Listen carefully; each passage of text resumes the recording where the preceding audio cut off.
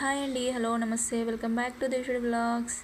ఈజీగా కేక్ ఎలా తయారు చేసుకోవాలో ఈ వీడియోలో చూసేద్దామండి. ముందుగా బిస్కెట్ ప్యాకెట్, హీనో, పాలు ఉంటే సరిపోద్దండి. స్టవ్ వెలిగించుకొని దలసరిగా ఉన్న గిన్నె పెట్టుకొని దాంట్లో ఒక చిన్న బౌల్ వేసుకొని సన్నటి సెగపైన వేడి చేసుకోవాలండి. ఆ తర్వాత కేక్ ప్యాడ్డం అందులోకి తీసుకోవడానికి ఒక గిన్నెకి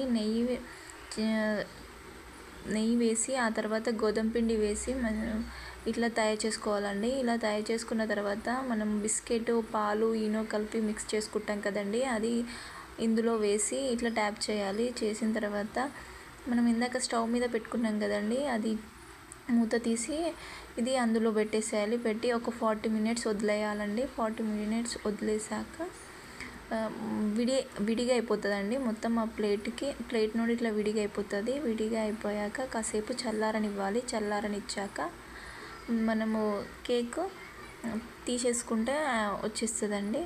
నేను ఇంకా ఆ 7 బిస్కెట్ ప్యాకెట్స్కి నాకు 2 కేక్స్ అయ్యాయండి. ఇంకొక కేక్ కూడా అలానే నేను వేరే షేప్ దాంట్లో చేసేసాను. ఈజీగా ఇలా ఇంట్లో చేసుకోవచ్చు అండి. అప్పటికప్పుడు మన పిల్లలు ఏదైనా అడిగినప్పుడైనా, లేదంటే న్యూ ఇయర్కి, బర్త్డేస్కి, దేనికైనా ఈజీ ప్రాసెస్లో ఈజీగా చేసుకోవచ్చు అండి.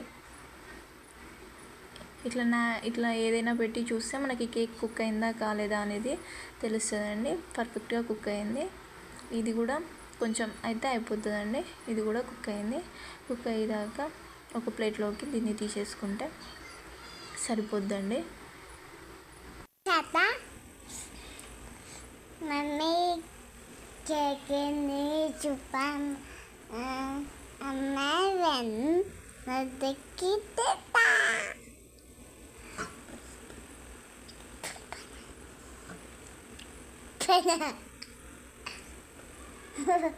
Super.